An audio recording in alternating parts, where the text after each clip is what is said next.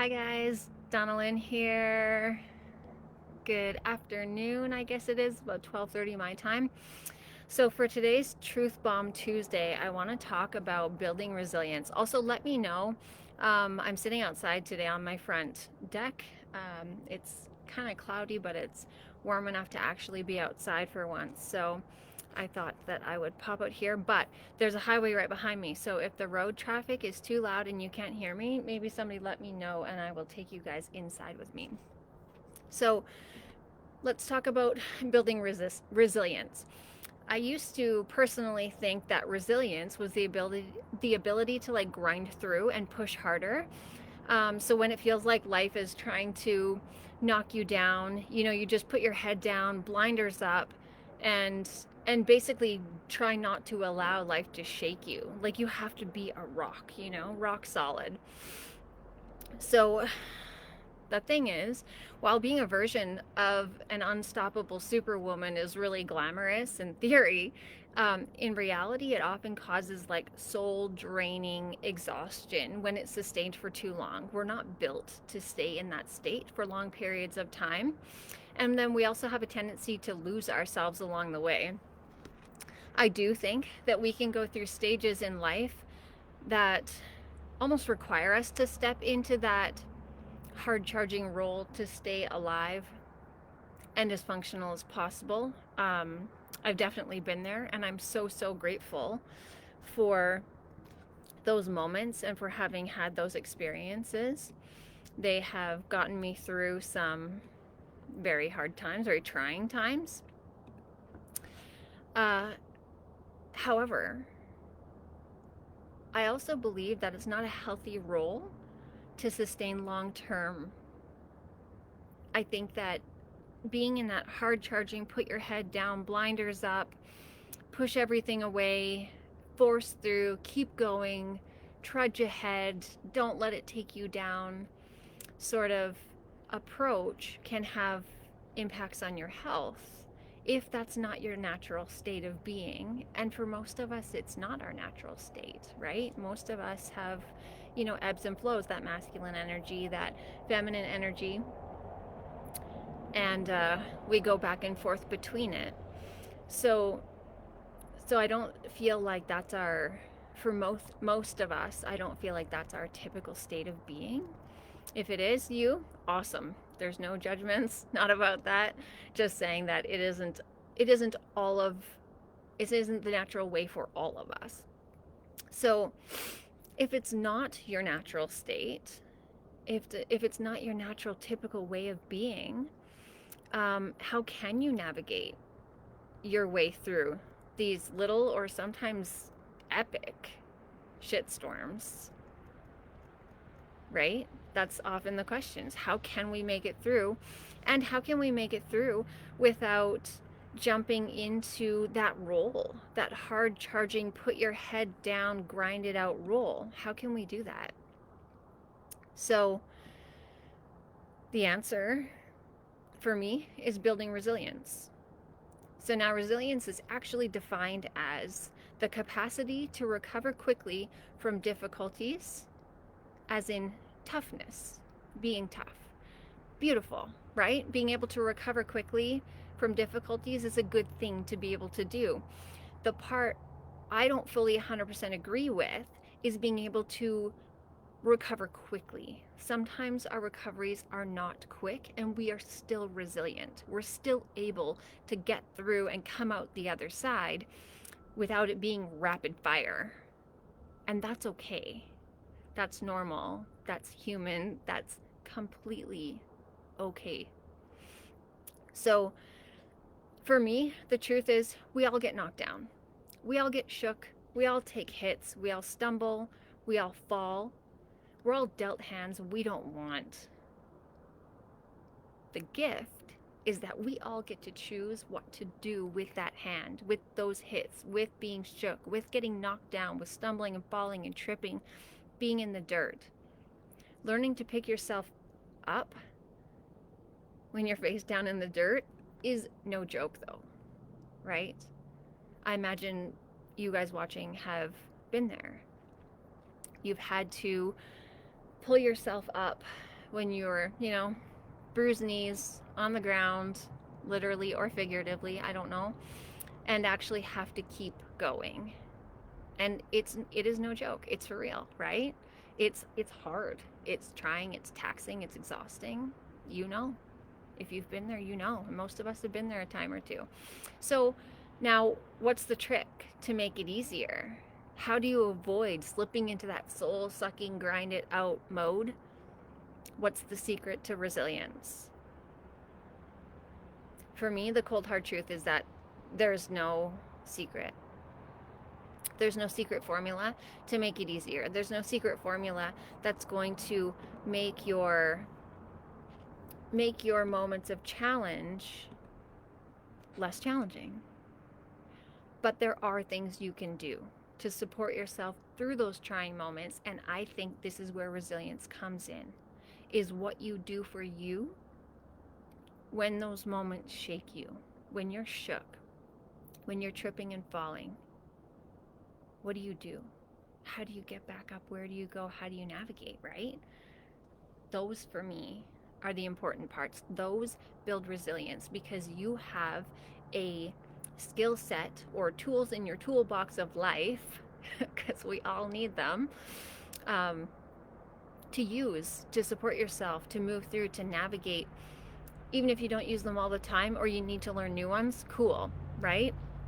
So here's what I do personally when shit gets heavy, shit gets real, it gets hard, trying times are upon me, things are, oh, hang on, there's like a semi-truck or something going down the highway, so I won't talk too much.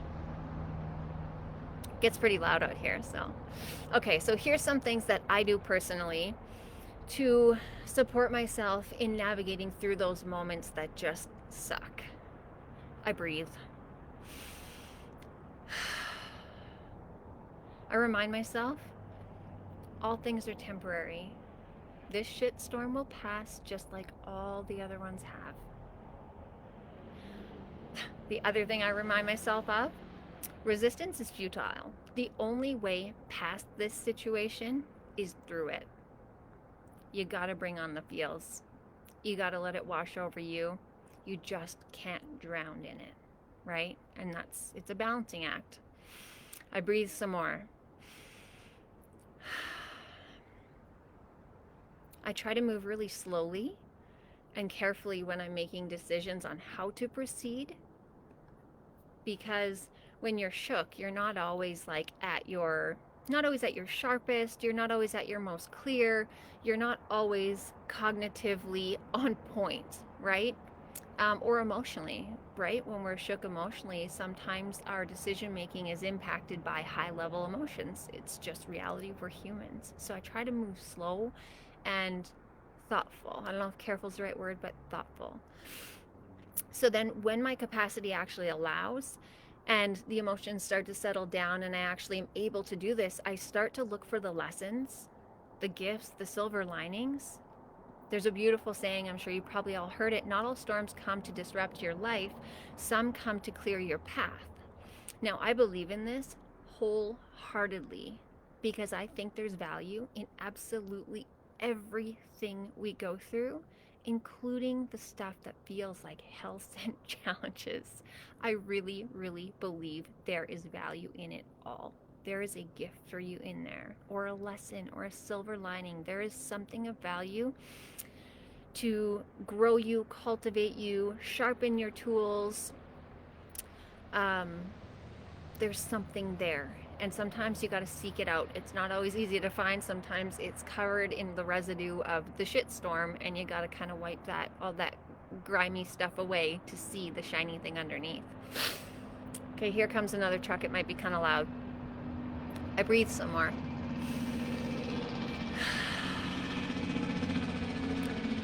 I bet that's really loud. He got his Jake brake on the whole way down the hill. Okay, the other things I do is remind myself of my strengths. Right? What am I good at and why? I didn't get to this point in my life. I didn't get this far by accident, and neither did you in your life. You didn't come all this way just to come all this way. And you didn't make it here by accident. You made it here somehow. You've got yourself here, right? Okay, so I try to remind myself of that because it's a pretty big reminder when you're feeling in the thick of it, right? Okay, so the other couple more things I do is my gratitude practice goes through the roof. If I have to, I make up what I'm grateful for. For the first one or two, if I'm writing 10 things I'm grateful for that day, just anything and everything, the sun in the sky, that there's birds singing, that my coffee tasted good this morning, that I'm healthy, that I'm well, that I have family, or, a roof over my head, that I had food to eat that day, that I'm warm. My gratitude practice goes through the roof. And especially right before I go to sleep, I make sure to think of or write down at least one thing I'm grateful for, because so many reasons. I've talked in previous videos about what gratitude does for you on a mental emotional level, but it also affects your physiology. So shifting from negative emotions or skepticism to gratitude and positive thinking, actually, it doesn't just raise your frequency on an energetic level, it actually impacts the wiring in your brain and the messages being sent, and it actually impacts your ability to create and develop new sensors that are more receptive to positivity, to thinking happier thoughts more regularly. So it genuinely affects you on every level. So gratitude, massive when I'm in the thick of it.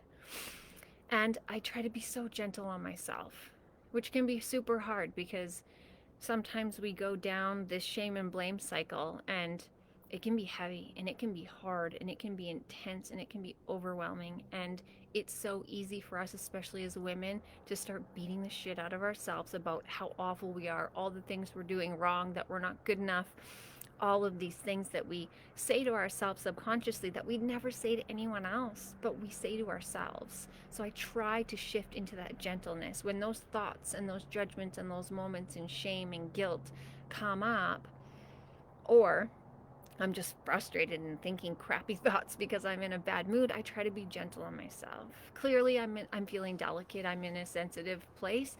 And if I can be aware of that, I can be a little more gracious with myself. I try to allow myself space so I don't have to push and feel like I have to do straining things, whether it's mental, emotional, physical, depending on my capacity, depending on how big the shitstorm is. Is it little? Is it kind of rocking me a little bit? Or is it shaking me? Is it knocked me off my feet? It all depends, right? I breathe some more.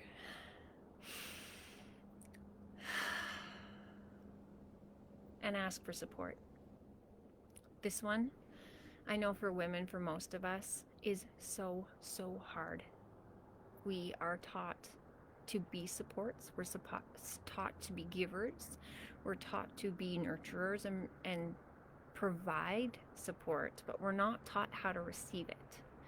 So this is one I've had to learn over the course of my lifetime, really concentrated effort on learning this one, because I haven't always been able or willing to ask for support, and I think it's massive.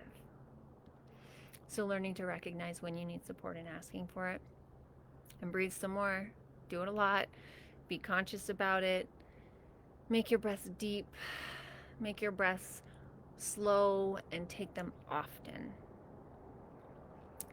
So I can honestly share with you guys, I'm just gonna take a quick look and see if I have some comments. Oh, hi Shirley, so nice to see you here. Lauren, I see you there too, love. So I can honestly say I've had a lifetime of experience developing my resilience toolkit, among other skill sets. And I'm really passionate about sharing these with women. That's why I hop on and do these videos. That's why I hop on and share topics. I know some of them are a little controversial. Some of them are a little triggering. Some of them, they're real. They're the real stuff. And I do share my version of experience about all those things. So I'm going to talk about triggers next week, which, yeah, it's a big one, but I'm going to talk about that next week. That'll be the focus for the week. This week, our focus is building resilience. So Yeah, that's where I was at. Lost my train of thought for a second. I've spent a lifetime developing these skills. I spent a lifetime of opportunities presented to me to build capacity and resilience and develop the ability to look for the lessons and gifts and silver linings. And I love sharing those gifts with you guys. I love sharing those gifts with women because I feel like supporting each other, boosting each other is so essential.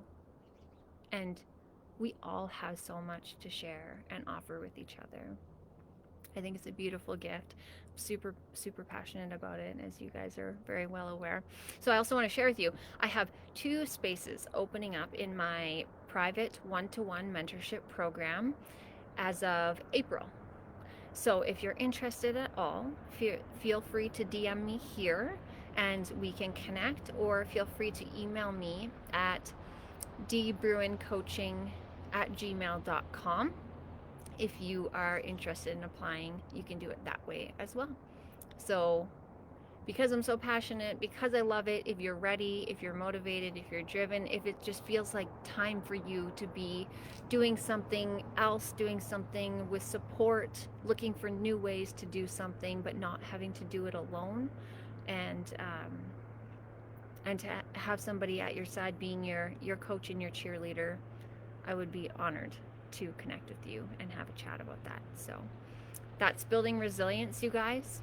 That's please share with me if you guys have any resilience building practices that you use, if there are things you found over the course of your lifetime and your lessons, and you're seeking out the silver linings and the gifts, what you've come across, what works, what feels supportive, how do you navigate. I'd love to hear. Love you all. I will chat with you soon.